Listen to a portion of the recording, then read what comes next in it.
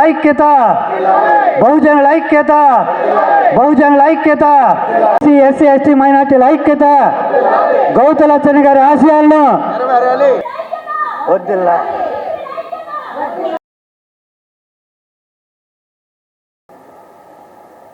మన సర్దార్ గౌతులచ్చన్న గారి జయంతి కార్యక్రమానికి సభాధ్యక్షులు మన వీరవల్లి శ్రీనివాస్ గారు, వారి యొక్క అనుచరులు సహచరులు, ఈ కార్యక్రమం విజయవంతం చేయడానికి ఇచ్చేసినటువంటి మరి వివిధ బీసీ సంఘాల నాయకులు, మిగతా ప్రజా సంఘాల నాయకులు, మరి ముఖ్య అతిథులకు ఇచ్చేసినటువంటి మన రిటైర్డ్ డీజీపీ పూర్ణచంద్రరావు గారు, మరి మన స్టేట్ ఏఐబిఎస్పి స్టేట్ కోఆర్డినేటర్ పరంజ్యోతి గారు, మరి మిగతా నాయకులందరికీ కూడా మరి జై భీములు తెలియజేస్తున్నాను. మిత్రులారా, మనం ఈ దేశంలో 90% ఉన్నటువంటి మెజారిటీ సమాజాన్ని మనువాదం లేకపోతే బ్రాహ్మణవాదం లేదా మనుధర్మం ఈ సమాజాన్ని ముక్కలుగా విడదీసింది. ఇప్పుడున్నటువంటి మనవాద రాజకీయ పార్టీలు ఒక కుల సంఘాల పేరు మీద కొన్ని సంఘాలు పెట్టి మనల్ని నేడు రేపు ఎల్లుడు కూడా ఎప్పటికీ కలవకుండా మనల్ని విడదీసి ఉంచుతుంది. కాబట్టి ఈ సమాజాన్ని ఐక్యం చేయవలసినటువంటి అవసరం ఉంది. మనం ఐక్యం కావాల్సినటువంటి బాధ్యత మన బహుజన సామాజిక వర్గానికి చెందినటువంటి మనందరి మీద ఉంది. మనం ఐక్యం కాకపోతే, ఐక్యం కానంత కాలం మనం బానిసలుగానే ఉంటాం. అందుకబట్టి బానిసత్వం నుంచి మనం బయటపడాలనుకున్నట్లయితే మన ఓటు బలంతో మనం అధికారంలోకి రావాల్సిన అవసరం ఉంది. ఓటు బలం మనకుంది. 52% బీసీలు, 18% షెడ్యూల్ కులాలు, 6%, 8% ఎస్టీలు, ముస్లింలు, క్రైస్తవ సమాజం మొత్తం కలిపితే మనం 90% మంది ఉండి మనం ఎందుకు అధికారంలో రాలేకపోతున్నాం అనేది కనుక మనం ఆలోచించి అధికారంలో రావాలి అనేటువంటి లక్ష్యంతో మనం ఆలోచిస్తే, మనం ఆ విధంగా పనిచేస్తే, మనం అందరూ కూడా ఒక దారిలో నడిస్తే రేపు రాబోయేటటువంటి స్థానిక సంస్థల ఎన్నికల నుంచి ఈ పని మొదలు పెడితే రాబోయే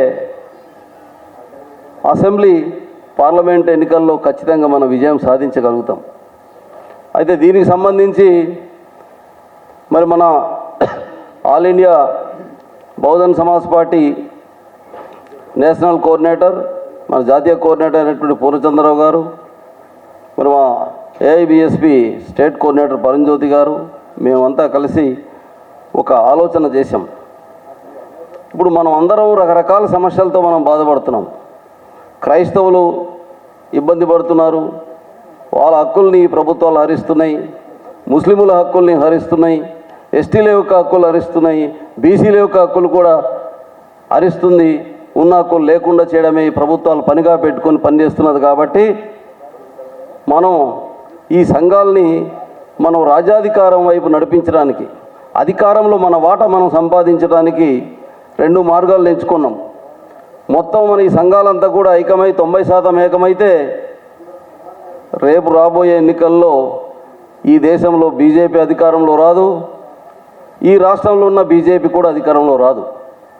ఇక్కడ బీజేపీ అంటే బాబు, జగన్, పవన్ అంటే వీళ్ళు అధికారంలో రావడానికి 3 కులాలు ఏకమయ్యారు కదా. మనం అధికారంలో రావడానికి ఇన్ని కులాలు ఉన్నాం. అధికారంలో రాకుండా ఇంతకాలం మనం ఉన్నాం. కాబట్టి అధికారం మనం సంపాదించుకోవాలనుకుంటే మనం అందరు ఐక్యమైతే, మన అధికారం కోసం మనం ఆలోచిస్తే, అధికారంలో మన వాటా గురించి మనం ఆలోచిస్తే మనం అధికారం రావడం పెద్ద కష్టమేమి కాదు. మనం చేయవలసింది, ఆలోచించవలసింది రాయితీలు కాదు, వాళ్ళు ఇచ్చే ఓట్లు పథకాలు కాదు. 80 సంవత్సరాలుగా దేశంలో రాష్ట్రంలో ఓట్లు పథకాలు పెట్టారు. ఆ ప్రభుత్వాల అధికారంలో వచ్చింది. కానీ ఆ ఓట్ల పథకాలతో మన బతుకులు మారిందా అనేది మనం ఆలోచించవలసిన అవసరం ఉంది. మనల్ని పరిపాలించిన వాళ్ళ తాలూకు ఆస్తులు పెరుగుతున్నాయి, వాళ్ళ వ్యాపారాలు పెరుగుతున్నాయి, వాళ్ళ చదువులు పెరుగుతున్నాయి, వాళ్ళ మంచి ఉద్యోగాలు వస్తున్నాయి, వాళ్ళకి సంపద పెరుగుతూనే ఉంది తప్ప దేశ విదేశాలు పెరుగుతున్నది. కానీ ఓటేసినోడు బతుకు మేకతోక బెత్తడే ఉంది. మేకతోక పుట్టినప్పుడు అలాగే ఉంటుంది, అది పెరిగిన తర్వాత కూడా అలానే ఉంటుంది.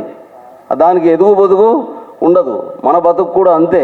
కాబట్టి ఈ బతుకులు మారాలనుకుంటే మనం చేయాల్సిందేంటి, మన కులాలన్నీ కూడా కలిసి, కుల సంఘాలన్నీ కలిసి ఒక ఫెడరేషన్గా ఏర్పడవలసినటువంటి అవసరం ఉంది.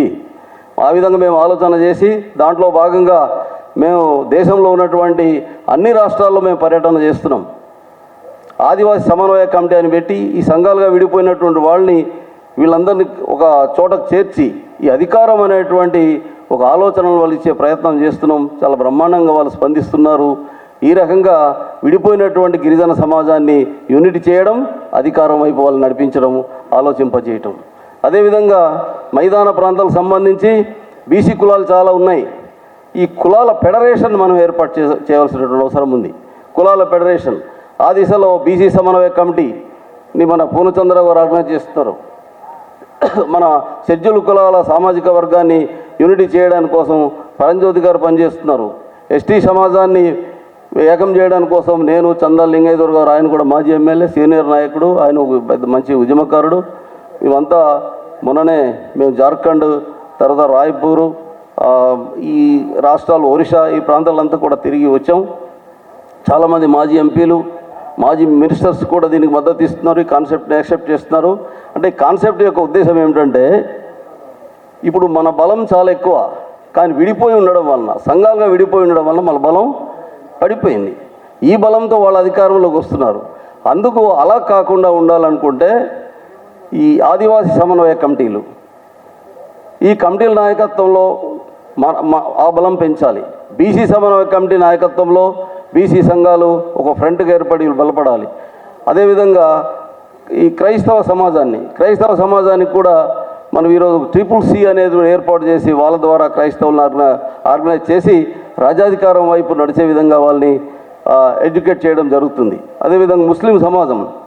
అయితే ఈ బహుజన సమాజం చెందినటువంటి ఎస్టీలు, ఎస్సీలు, బీసీలు, మైనారిటీలందరూ కూడా ఈ ప్రభుత్వాల వలన నష్టపోతున్నాయి. కాబట్టి నష్టపడే వాళ్ళందరూ కలిసి ఒక ఫ్రంట్గా ఏర్పడి, సంఘాలని ఒక ఫ్రంట్గా ఏర్పడి రేపు రాబోయే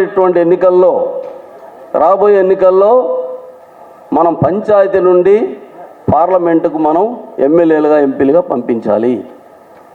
ఆ పని మనం చేయగలిగితే ఏమవుతుందంటే, ఒక దేశంలో ఒక 30 మంది ఎంపీలు మనం పంపామనుకోండి, ఇటు ఈ ప్రాంతంలో మనం మైదాన ప్రాంతాల్లో కొంతమంది ఎంపీలు, ఏజెన్సీ ప్రాంతాల నుంచి కొంతమంది ఎంపీలని మనం ఫెడరేషన్ తరఫున పోటీ చేయించి పార్లమెంటుకు పంపిస్తే ఆ 30 మంది ఎంపీలతో రేపు మన పూర్ణచంద్రరావు గారికి ప్రధానమంత్రి కూడా చేయగలుగుతాం.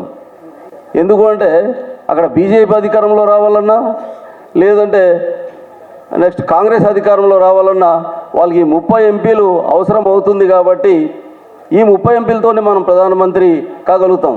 మరి ఆ రోజు దేవేగౌడ గారు ప్రధానమంత్రి కాలేదా? చరణ్ సింగ్ గారు ప్రధానమంత్రి కాలేదా? తక్కువ మంది ఎంపీలతోనే వాళ్ళకి అవే అయ్యారు. మనం ఆ రకమైన సిచ్యువేషన్ని మనం ఓటు ద్వారా మనం క్రియేట్ చేయగలిగితే ఆ విధంగా అధికారంలో మన వాటా మనం సంపాదించుకోగలుగుతాం. లేదు, ఎంపీలుగా మనం పంపించలేము. కానీ మన ఫెడరేషన్ తరఫున, కులాల ఫెడరేషన్ తరఫున ఇక్కడ మనం మన రాష్ట్రంలో ఒక 30 మందో 40 మంది ఎమ్మెల్యేని పంపిస్తే రేపు మన సమాజానికి చెందినటువంటి మన మనిషి, ఆయన ఎవరు? మన డాక్టర్ పూర్ణచంద్రరావు గారిని రాష్ట్రానికి మనం ఖచ్చితంగా ముఖ్యమంత్రి చేయొచ్చు. ఎందుకు అంటే వైసీపీ నెక్స్ట్ టీడీపీ, ఇదే కదా బలమైన పార్టీలు.